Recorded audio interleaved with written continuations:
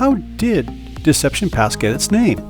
Well, in 1792, a group of sailors led by Joseph Whidbey, part of the Vancouver expedition, sailed through these waters and initially thought what we now call Whidbey Island was a peninsula. But as they explored further, they eventually found the pass. George Vancouver wrote, "This determined to be an island, which in consequence of Mr. Whidbey's circumnavigation, I distinguish by the name of Whidbey's Island, and this northern pass leading into the bay, Deception Passage."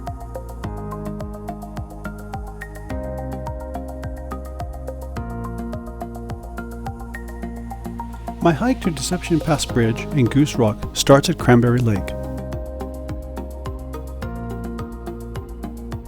The trail here has very few inclines, and none are really challenging.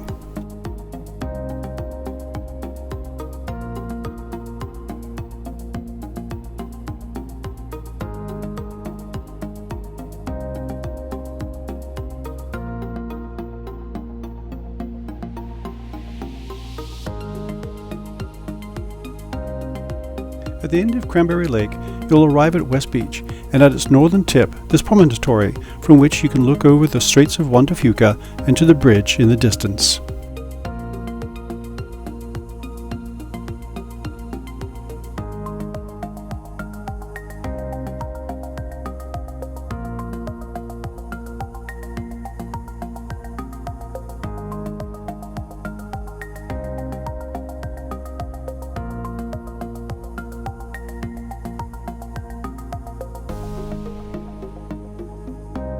Trekking to the bridge, you'll have North Beach on your left.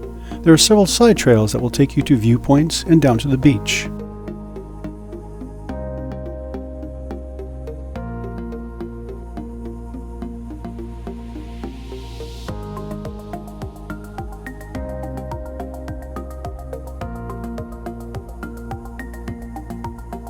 I highly recommend taking those side trails whenever you come across them.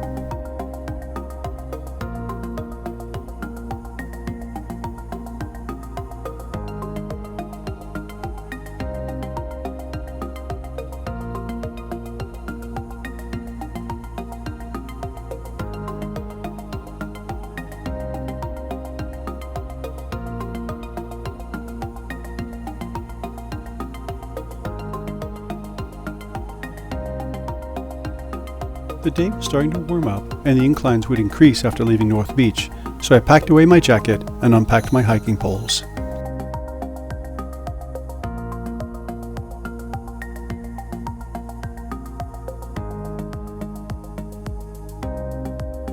Arriving at the bridge, you go under it and up the stairs to the bridge.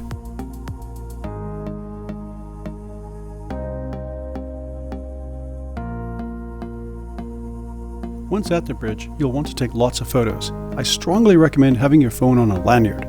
Many folks have lost their phones to the pass when startled by a truck going by, or a strong gust of wind has forced them to drop their phone and grab the handrail.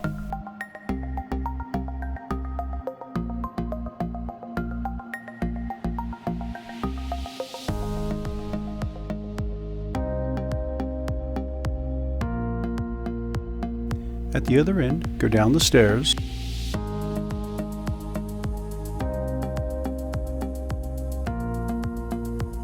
and under it, past the lady that had never seen a guy with a bright blue prosthetic leg before.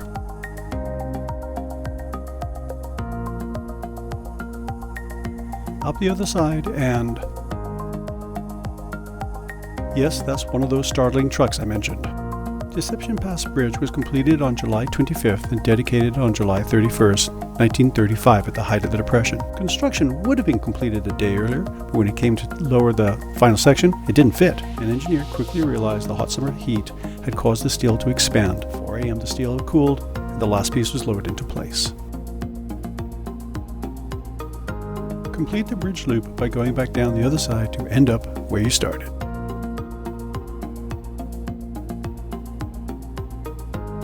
I chose to walk the Goose Rock Perimeter Trail, but you can take the direct route to the summit. It was a pleasant day, and I wanted to make the most of it. I know that walking along a downed tree on a prosthetic leg is a little risky.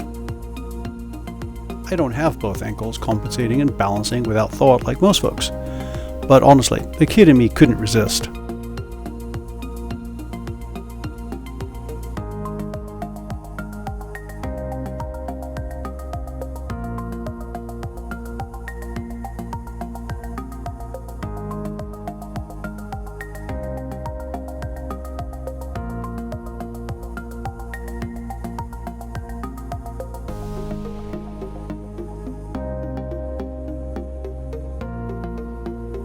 As you work your way around Goose Rock Perimeter Trail, Cornet Bay will be on your left.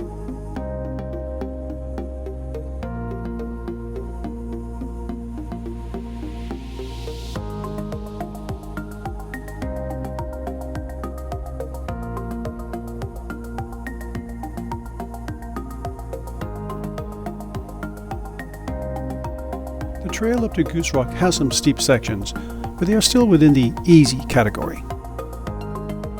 When you get to the summit, please observe and obey the signs requesting you stay on the path within the wooden boundaries and try to only walk on rocky parts. This will help preserve the natural flora.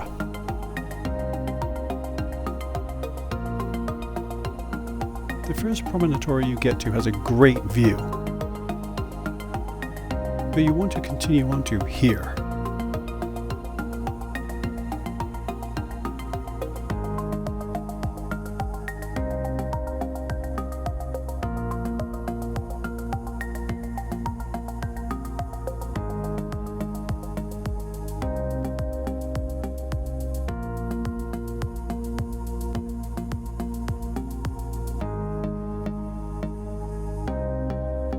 The view from Goose Rock is grand and sweeping.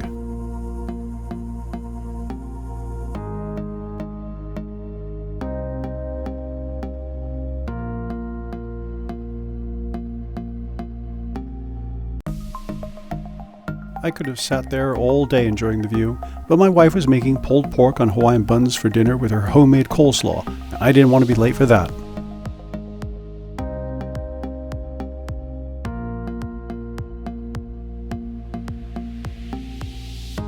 Thanks for watching. Please like, subscribe, and as always, my friends, see you out there.